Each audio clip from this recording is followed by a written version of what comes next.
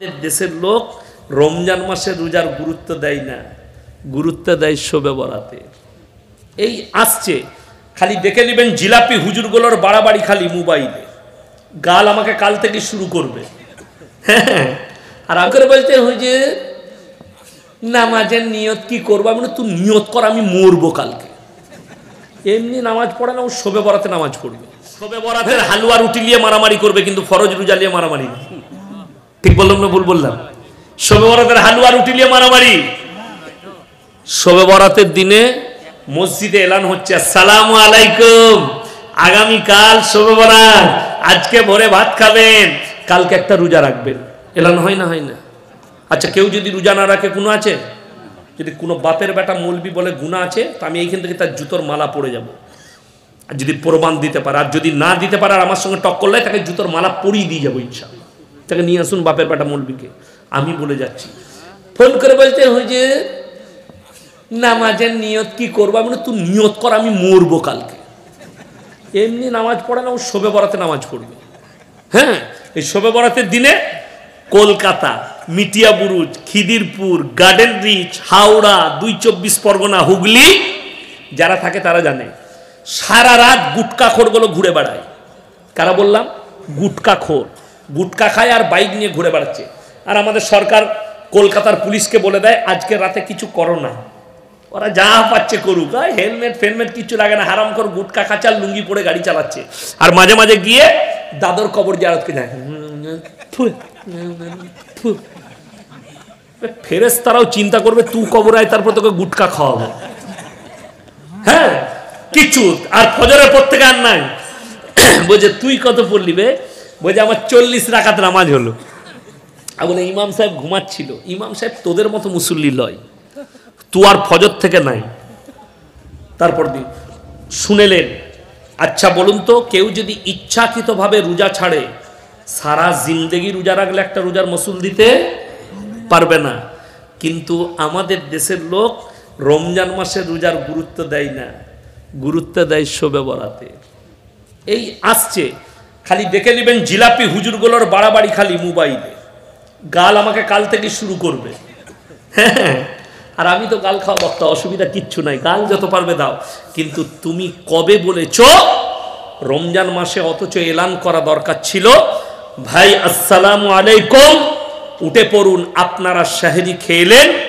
আমার ভাই, আমার মা বোন, মুসলিম মা বোনের ভাইয়েরা, ইচ্ছাকৃতভাবে কেউ একটা নামাজ ছাড়লে, সারা একটা রোজা ছাড়লে, সারা জিন্দগি রোজা রাখলে রোজার মাসুল দিতে পারবে না।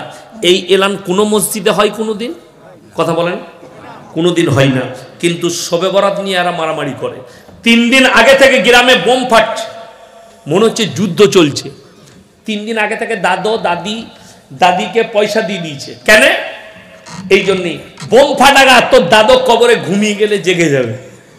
গ্রামে যুদ্ধ চলছে, দাঁড়াম দুরুম ফাটাম। পুলিশরাও মনে মনে ভাবে আল্লাহ, পাটির মারামারি চলছে না, না বলে না, হালুয়া রুটির মারামারি চলছে। 3 দিন আগে থেকে জাগাচ্ছে। কে বললে হালুয়া রুটি খাওয়া হারাম? রোজ করে খান। কিন্তু যদি কোনো বাপের বেটা মৌলবি বলে শবে বরাতে হালুয়া রুটি করতেই হবে, এর থেকে বড় কাঁচা বিদআত আর কিছু নাই, এটা আমি বলে যাচ্ছি। আপনি করে খান, রোজ খান, অসুবিধা নাই। আমাকে দাওয়াত দেন, আমি কালকে খেতে আসবো আপনার বাড়িতে হালুয়া রুটি, আমিও খাই। জিলাপি রোজ খান, অসুবিধা নাই।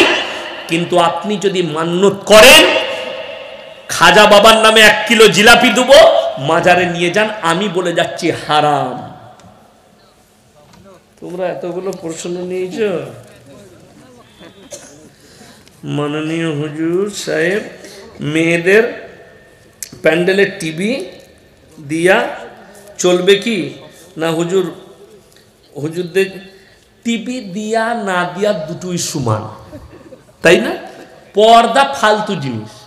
আমাদের দেশের মেয়েরা পর্দা কাকে দেখে করে? হুজুরকে দেখে, তাই না? রাস্তা দিয়ে দেশের লোক পেরিয়ে যাচ্ছে, মাথার কাপড় দিবে না, কিন্তু যদি একটা হুজুর পেরিয়ে, ও হুজুর লোক, ঠিক বললাম না? তার মানে দেশের মধ্যে হুজুররাই খালি মরদ আর বাকি সব হিজড়ে, মানে তো এটাই দাঁড়াচ্ছে, আমরাই খালি মরদ হুজুররা। নাউজবিল্লাহ। পর্দা ভিডিও না দেওয়াটাই ভালো, কথাটা বুঝতে পারেননি? আর ভিডিও যদি দেন অসুবিধা নেই, যেহেতু ইউটিউব ফেসবুকও দেখতে পাচ্ছে, দিন প্রচারের জন্যে দেওয়া জায়েজ আছে। কিন্তু যদি বলে হুজুরকে দেখবো এই প্যান্ডেল, অনেক জায়গায় কি হয় একসাথে ছেলে মেয়ে বসে, জায়েজ নাই। মেয়েদিকে একদম পুরো, এখানে খুব সুন্দর ব্যবস্থা করেছেন ইনারা, আলাদা জায়গায় বস করিয়ে দিয়েছে। প্রজেক্টর দিন ইসলামের প্রচারের জন্য দিতে পারে। আজকে দেখুন ইউটিউব ফেসবুক এক জামানায় আমাদের মৌলবীরা নিষিদ্ধ করে রেখেছিল, কেন? যার কারণে আমাদের দাওয়াত অমুসলিমের কাছে পৌঁছাতো না। আজকে বহু অমুসলিম ভাই এই ফেসবুক ইউটিউব থেকে ইসলামকে জানার পরে ইসলাম কবুল করছে। জোরে বলুন সুবহানাল্লাহ। তার মানে ইসলামের উপকার আছে। এইবার পশ্চিম বাংলার ভেতরে ট্রেনে মুসলিম নির্যাতন হয়েছে। আমি সেদিনে দেখলাম, ওটা কোনো কলেজ স্টুডেন্ট হবে না, স্কুলের ছাত্র, মুখে দাঁড়িয়ে আছে, মাথায় টুপি, পাঞ্জাবি আছে, তাকে মারধর করা হয়েছে।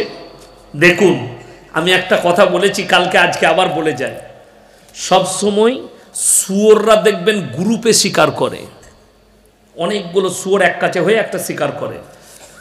বাঘ যে হয়, বাঘ কিন্তু একা শিকার করে, ঠিক কি না? তো যারা এইভাবে এক কাছে হয়ে একটা মুসলিম যুবককে মারছে, এগুলো শুয়োরের ঝুন্ড, सुअर ग्रुप में शिकार करता है।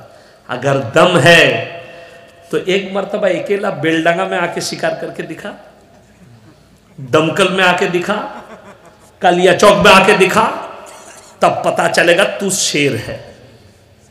একটা মুসলিমকে ইয়াসিনকে একা পেয়েছো তোমরা 20 জন, এটা তো কোনো বাহাদুরি লয়। বাহাদুরি কি না, একটা মুসলিম চাচাকে ইনাকে একা পেয়েছে, ইনার দাড়ি ধরে বললে জয় শ্রীরাম বল, তারা 20 জন আছে দিয়ে মারছে। এই চাচার গ্রামে এসে বলে যা দেখিনি কত বড় বাপের বেটা, দেখি কথাটা বুঝতে পারেননি? হ্যাঁ, সুয়ার গ্রুপ মে শিকার করতা হয়। তবে দুঃখের বিষয়, আমি বলেছি সরকারের উচিত এদের উপরে কড়া ব্যবস্থা নেওয়া, যেটা উত্তরপ্রদেশে দেখেছি, দিল্লিতে দেখেছি, হরিয়ানায় দেখেছি, মুম্বাইয়ে দেখেছি, আজকে আমাদের দেশে ঘটলো। এক্ষুনি যদি কড়া ব্যবস্থা না নেওয়া হয়, আগামীতে আরো বড় দুর্ঘটনা ঘটবে। তা বলে একটা জিনিস মাথায় রাখবেন, ওই 10 জন খারাপ বলে গোটা হিন্দু কমিউনিটি খারাপ নয়, কেউ খারাপ বলবেন না। ওখানে কিন্তু ওই ছেলেটাকে বাঁচিয়েছে একজন হিন্দু ভাই, বাঁচিয়েছে। কথাটা বুঝতে পারেননি? কে বাঁচিয়েছে? হিন্দু ভাই। একটা লোক অপরাধ করলে সবাই অপরাধ হয়। যেমন অনেকজন মনে করে বেনামাজি, তারা বলে মসজিদে নামাজ কি করতে পড়তে যাবো, সারা মসজিদে জুতো চুরি হয়, বলে না? বলে না? সে কত বড় নেমো খারাম বলে দিই। মসজিদে কিন্তু নামাজি মুসল্লি যারা নামাজি কখনো চোর লয়, চোর নামাজি সাজে, এটা মাথায় রাখবেন। যারা অরিজিনাল নামাজি হবে তারা চোর লয়, চোর নামাজি সেজে যায় দিয়ে আমাদের সমাজে লোক মনে করে একটা মুসলিম যদি অপরাধ করে গোটা কমিউনিটি দায়ী নয়। একটা হিন্দু ভাই যদি শুধু নুপুর শর্মা গালি দিয়েছে বলে নুপুর শর্মার বিরোধিতা করেছে অনেক হিন্দু ভাই, এটার জন্য গোটা হিন্দু সমাজ দায়ী নয়, শুধুমাত্র দায়ীকে সেই মেয়েটাই।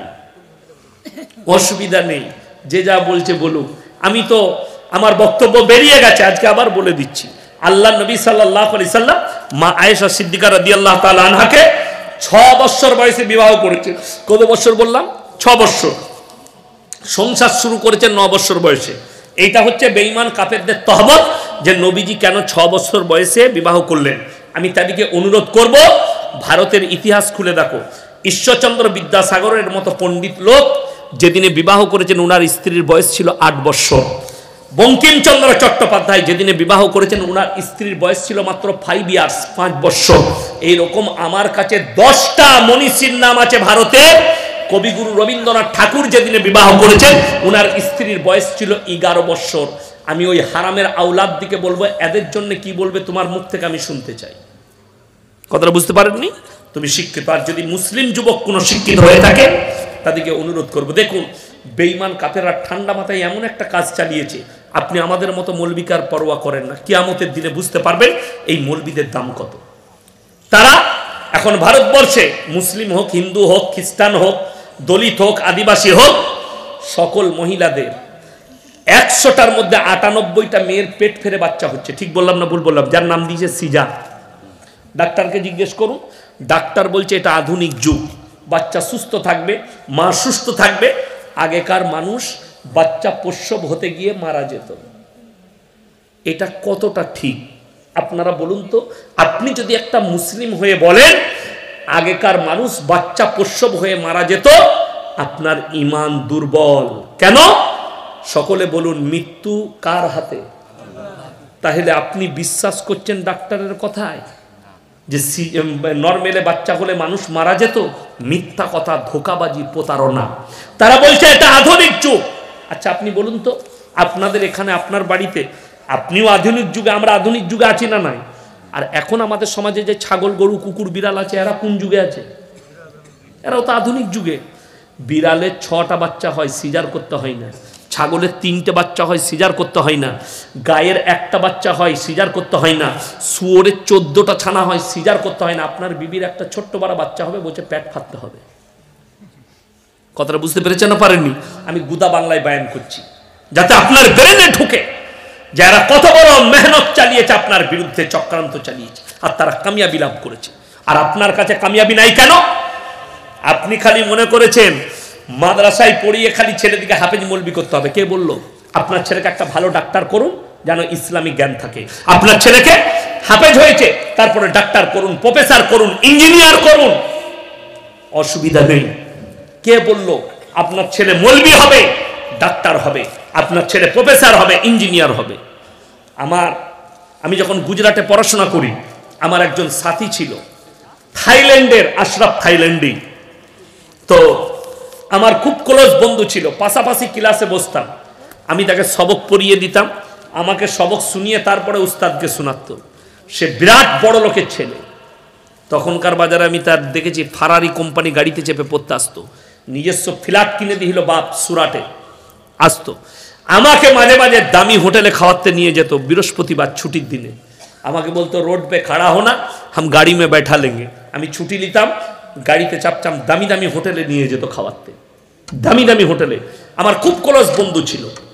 সেই ছেলে ইঞ্জিনিয়ার। তার বাপ বলেছে আগে হাফেজ হতে হবে, তারপরে কলেজ চলবে। জোরে বলুন সুবহানাল্লাহ।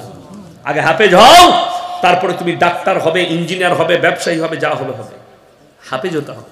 আমি একবার আমার জীবনের প্রথম, তখন এই 5 পারা হিফজ হয়েছে, তো আমি একটা অটোতে চেপেছি, সুরাট যাব। 3 চাকা অটো, হাত মারলাম, দাঁড়ালো, চাপলাম। আমাকে বলছে क्या पढ़ते हो? हमने हिफ्ज। कितना पारा हुआ? 5 पारा। बोले एक काम करो आप फमा लकुम फिल मुनाफिकीना, यहाँ से पढ़ना शुरू करो। बोला आप हाफिज कुरान है? बोले भाई मैं हाफिज कुरान हूँ। हाफिज कुरान 3 चक्का ऑटो चलाচ্ছে, बोलছে रमजान में मैं खत्म सुनाता हूँ, कुरान सुनाता हूँ, और पूरे साल कारोबार करता हूँ, ऑटो चलाता हूँ, इसमें अल्लाह ताला हमको बहुत सारे पैसा दे देता है। তো আপনার ছেলে আলেম হয়েছে মানে মাদ্রাসা মসজিদে থাকতে হবে এটা শর্ত নয়। তার তারবিয়ত ঠিক থাকবে, নামাজ ঠিক থাকবে, লোকের কাছে হক বলবে, ব্যবসাও করবে। প্রত্যেকটা মসজিদের ইমামের উচিত, আর মসজিদের মোতাল্লিদের উচিত, আপনি ইমামতি তো করছেন, তার সাথে সাথে আপনি ব্যবসা করুন। কি হবে? আপনার মসজিদের বেতনের উপরে ভরসা করবে না, আর মেম্বারে দাঁড়িয়ে হক কথা বলার একটা সাহস পাবে। তোর চাকরির পরোয়া করি না, চললাম। আপনাদের কি মনে হচ্ছে আমি খালি এই জলসা করছি? আমার ব্যবসাও আছে, আমি মাদ্রাসার শিক্ষক, এবং আমি আল্লাহর কসম খেয়ে বলে যাচ্ছি, আমার যে বক্তব্য, কড়া বক্তব্য, মানুষের গায়ে আঘাত লাগা বক্তব্য, আমার মাদ্রাসার কমিটি যদি বলে আপনি এইভাবে বক্তব্য দিচ্ছেন, আপনি মাদ্রাসা ছেড়ে দেন, আল্লাহর কসম করে বলছি আমি কেউ কি সওয়াল করব না যে কেন ছাড়বো, সালাম জানিয়ে আমি বাড়ি পালিয়ে যাব, কিন্তু আমার জায়গায় আমি দাঁড়িয়ে থাকবো। যেটা হক সেটা মানতে হবে। তুমি আমার মাদ্রাসার কমিটি হও আর পারদিয়ারের কমিটি হও, তুমি যদি হারাম কাজ করো হারাম, তুমি যদি হালাল কাজ করো হালাল। কথাটা বুঝতে পেরেছেন না পারেননি? আপনি হক বলতে শিখুন। হকটা সময় তো লাগবে, যখন সে বুঝতে পারবে এইটাই হক, তখন সে হক বুঝতে পারবে।